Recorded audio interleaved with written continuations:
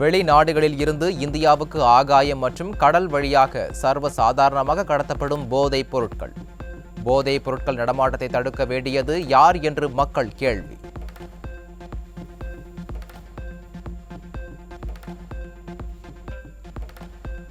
திறமையற்ற ஆட்சி நிர்வாகத்தால் போதைப் பொருட்களின் கேந்திரமாக மாறுகிறதா தமிழ்நாடு?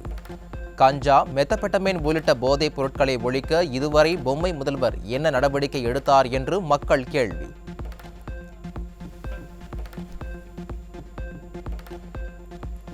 இந்திய தேர்தல் ஆணைய உத்தரவை காற்றில் பறக்கவிட்ட விடியா திமுக அரசு. சட்டவிரோத மது விற்பனையை தடுக்க பார்களில் கேமராவை பொருத்த வேண்டும் என்ற உத்தரவை அமல்படுத்தாத அவலம்.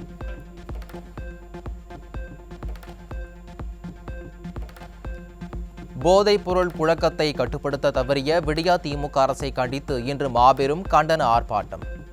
மாவட்ட ஆட்சித் தலைவர் அலுவலகங்கள் முன்பு அதிமுக சார்பில் நடைபெறும் என கழக பொதுச் செயலாளர் எடப்பாடி கே பழனிசாமி அறிவிப்பு.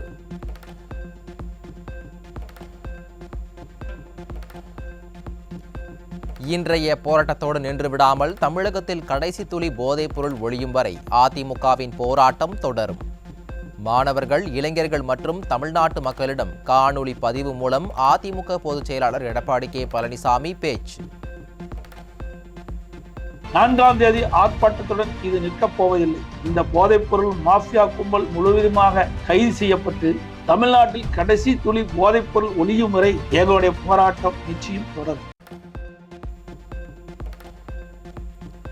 தமிழகம் முழுவதும் ஒரே நாளில் 150 கோடி ரூபாய் அளவிற்கு போதைப் பொருட்கள் பறிமுதல் செய்யப்பட்டுள்ளது. இது வாழும் தமிழ்நாடா இல்லை போதைப் பொருட்களின் மொத்த விற்பனை கிடங்கா என கழக பொதுச் செயலாளர் எடப்பாடி கே பழனிசாமி கேள்வி. ஒரே நாளில் மட்டும் 180 கோடி ரூபாய் அளவிற்கு போதைப் பொருள் பறிமுதல் செய்யப்பட்டிருப்பது நாம் வாழ்வது தமிழ்நாடா அல்லது போதைப் பொருள் மொத்த விற்பனை கிடங்கா என்ற கேள்வி ஏற்படுகிறது. விடியா திமுக ஆட்சியில் புழக்கத்தில் உள்ள போதைப் பொருட்கள் கடலளவு உள்ளதாக கழக பொதுச் செயலாளர் விமர்சனம். தற்போது பறிமுதல் செய்யப்பட்டுள்ள போதைப் பொருட்கள் கையளவு என்பதால் பொதுமக்கள் அச்சம். தமிழகத்தில் புழக்கத்தில் உள்ள போதைப் பொருட்கள் கடலளவு, ஆனால் தற்போது பறிமுதல் செய்யப்பட்டுள்ள போதைப் பொருள் கையளவு என பொதுமக்களிடையே அச்சம் ஏற்பட்டுள்ளது. போதைப் பொருட்கள் புழக்கத்தை கட்டுப்படுத்தாமல் சர்வதேச மாஃபியாவுக்கு கருவியாக செயல்படும் விடியா திமுக அரசு. விடியா அரசு இனியும் தொடர்ந்தால் தமிழ்நாட்டை ஆண்டவனால் கூட காப்பாற்ற முடியாது என கழக பொதுச் செயலாளர் எடப்பாடி கே பழனிசாமி உரை. பொருள் புழக்கத்தையும் இதனையும் தடுக்க நடவடிக்கை எடுக்காமல் கையெட்டி வேடிக்கை பார்த்து சர்வதேச போதைப் பொருள் மாஃபியாவுக்கு கருவியாக இருக்கும் விடியா திமுக ஆட்சி இனியும் தொடர்ந்தால் தமிழ்நாட்டை ஆண்டவனாலும் காப்பாற்ற முடியும். விடியா ஆட்சியில் தமிழ்நாடு போதைப் பொருள் கிடங்காக மாறி வருவதாக பொதுச் செயலாளர் குற்றச்சாட்டு. போதைப் பொருட்கள் புழக்கத்தில் இருந்து பிள்ளைகளை கவனமாக பார்த்துக் கொள்ள வேண்டும் என பெற்றோர்களுக்கு அறிவுரை.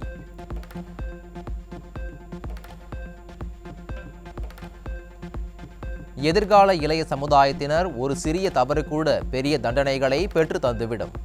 மாணவ செல்வங்கள் விழிப்புணர்வுடன் இருக்க கழக பொதுச் செயலாளர் எடப்பாடி கே பழனிசாமி வேண்டுகோள்.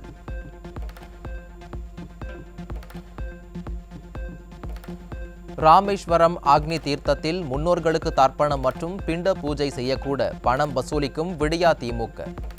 கோயில் நிர்வாகத்திற்கு பணம் அளிக்க வேண்டும் என்ற உத்தரவை உடனே திரும்ப பெறுமாறு எதிர்க்கட்சித் தலைவர் வலியுறுத்தல்.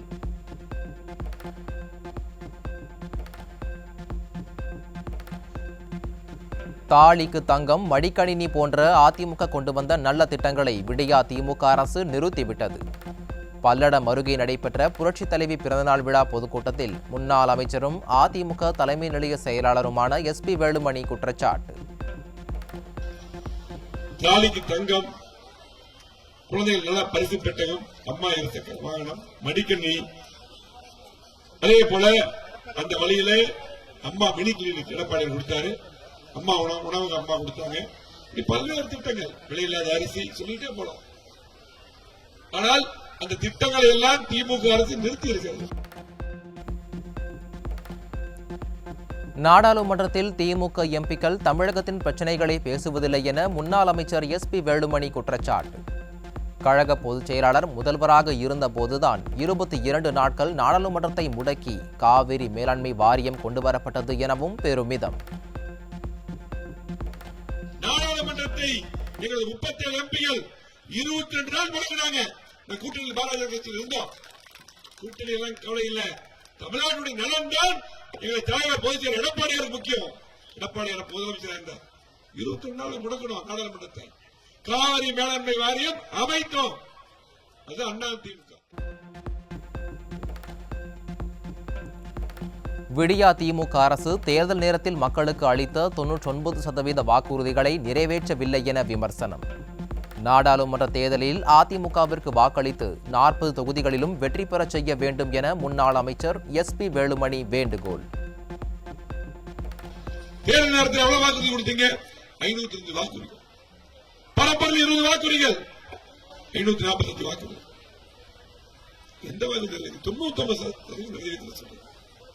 99%. இலங்கை தமிழர்கள் விடுதலைக்காக குரல் கொடுத்த சாந்தன் விடுதலைக்கு பிறகும் அடைத்து வைத்திருந்ததால் உயிரிழந்தார். விடியா திமுக அரசின் அலட்சியத்திற்கு முன்னாள் அமைச்சர் SP வேலுமணி கடும் கண்டனம்.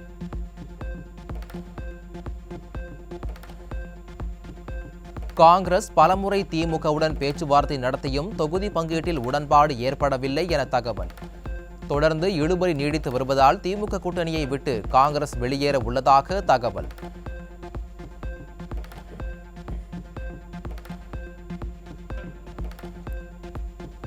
தமிழகத்தில் 11ஆம் வகுப்பு மாணவர்களுக்கான பொதுத் தேர்வு இன்று தொடக்கம்.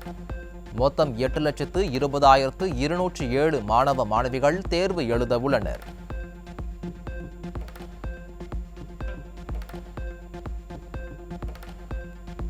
வேலூர் நாடாளுமன்ற தொகுதியின் திமுக MP கதிர் ஆனந்தை கண்டா வரச் சொல்லுங்க என 2வது முறையாக போஸ்டர் அடித்து ஓட்டப்பட்டதால் பரபரப்பு. விடியா திமுகவினர் தோல்வி பயத்தில் ஓடி ஒளிந்து வருவதாக பொதுமக்கள் விமர்சனம்.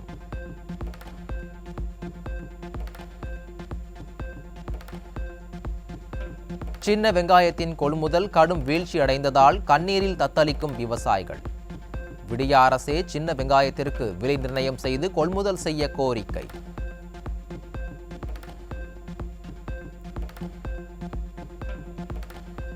மதுரை சோழவந்தானில் பழுதடைந்த அரசு பேருந்தை பயணிகள் உதவியுடன் தள்ளி இயக்கிய அவலம்.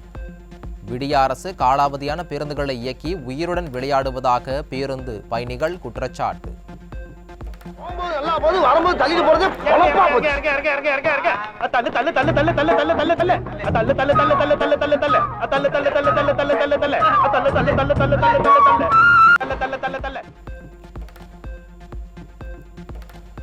டீப் ஃபேக்குகளை உருவாக்க உதவும் AI மற்றும் ஜெனரேட்டிவ் AI திறன்களை கொண்ட தளங்கள் மற்றும் இடைத்தரகர்களுக்கு கட்டுப்பாடு.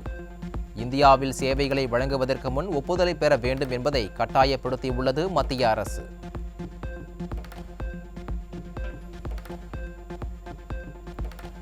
நாடு முழுவதும் பல்வேறு மருத்துவமனைகளில் சிகிச்சைக்கு வெவ்வேறு கட்டணங்கள் வசூலிக்கப்படுவதாக தொடரப்பட்ட வழக்கு.